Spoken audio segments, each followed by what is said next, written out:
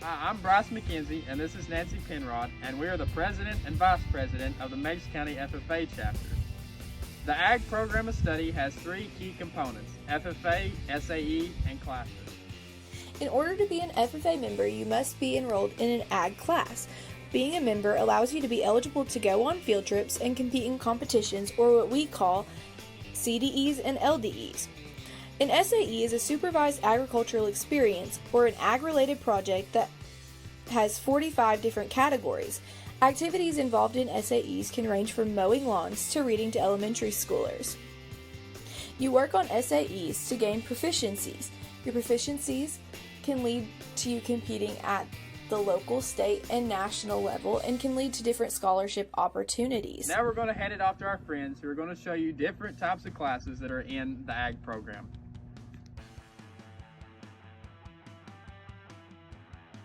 Animal Science is a class that teaches about the diversity of the livestock industry. Now, the class goes through the anatomy of animals like horses, cattle, even poultry, sheep, and goats. Now, the class offers unique opportunities, such as last year the students were able to dissect sheep ovaries. Now, the class also prepares students for jobs like vets, embryologists, biologists, and if you're adventurous, pet grooming. Now, Hi, my name is Ashlyn Rail. I'm Nathan Rail. Okay, and today we're going to talk to you about natural resources class. The classes needed to be taken to achieve a natural resources degree are agri-science, applied environmental science, and finally natural resources. Careers that are down the path of natural resources are as follows: forester, wildlife habitat specialist, recreation resource manager, biologist, and jobs including the TWRA. Job titles from this degree include environmental or science educator, field researcher, and forest, rangeland, or wildlife ecologist. And a fun thing that we do in our natural resources classes is we take a shoebox and we turn it into like a little habitat for wildlife. And it's just fun things that we do like that. And also we learn about boat safety and hunter education systems. We learn about different types of fish species and different types of plant and trees, and learn how to identify them and whatnot. Yeah, also some things in our ag class is we get to go on several field trips. So if that's something you want to do, yeah. In our horticulture program here at the high school, we offer select few classes such as Principles of Plant Science, Intro to Plant Science, and a new class that we are currently adding in next year called Landscape Management. In the greenhouse, we go in there and work. We propagate plants, which is where you take pieces of plants, like you can pull a branch off a rose bush, and you put it in a special dip of hormones, which is a powder, and you end up planting them, and it will grow its own bush. And then we also have things such as succulents and stuff that we do sell in our spring sales. We even have things such as these elephant ears, aloe, begonias, and wandering jews, which are other types of plants, and those are very easy to propagate too.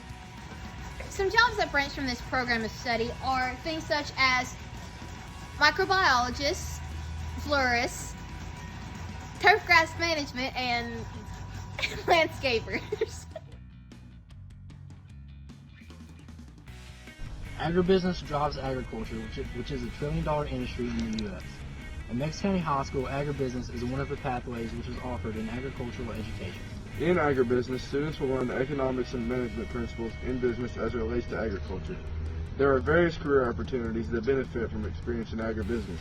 A few of these include sales representatives, land appraisers, loan officers, and landscape management.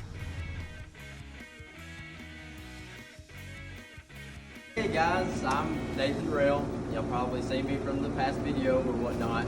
But here we're in the ag shop. And here in the ag shop we learn about tools and how to use them and whatnot. And then we spend about 50, it's about 50-50. 50 in the classroom, 50 here in the shop actually doing work. What we do is we learn the trade and whatnot, and then we come out here and apply it through like a real world experience. But we can't do any of that here in the shop unless we have our PPE on. And these guys, they look like welders. They have their welding jacket on, their hoods, and their gloves. They couldn't do any of that if they didn't have their PPE on.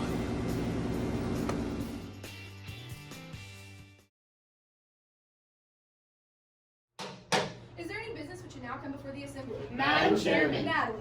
I move that our chapter make corsages to sell to students for prom. Second.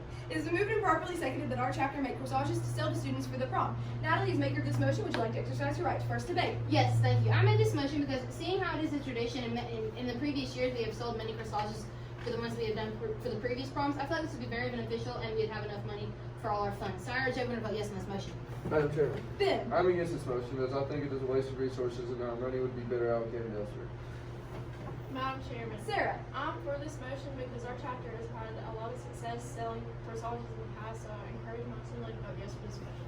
Madam Chairman, Nathan. I'm in disagreement with this motion because I believe our generation has better ideas other than corsages for our prom. Madam Chairman, Gabriel. I rise in favor of the motion because corsages are just a fun tradition for the high school students. I encourage all of these of you to vote in favor of the motion. We will now proceed to vote. All in favor of our chapter making corsages to sell to students for the prom, please say aye. Aye. All opposed? Nay. With a vote of 3-2, the motion passes. Our chapter will make corsages to sell to students for the prom. Parliamentary procedure is a contest that allows students to learn effectively how to participate in a business meeting. Today I'm here to talk about a contest that the Meigs FFA chapter participates in. It's called the Envirothon. The Envirothon is an environmental and natural resource, problem solving, team building, and leadership experience for high schoolers. The Envirothon has 5 main sections: soils and land use, aquatic ecology, wildfire, wildlife, and a current common environmental issue in the nation. Some things you have to do in the Envirothon contest is you have to judge trees, judge soil, and identify wildlife pelts and bones. And when you get all that in, it's a point system contest, and the team with the most points at the end of the contest earns a trophy. We got second place a couple years back, and that's The FFA Creed by Ian Tiffany. I believe in the future of agriculture, the faith born not of words, but of deeds.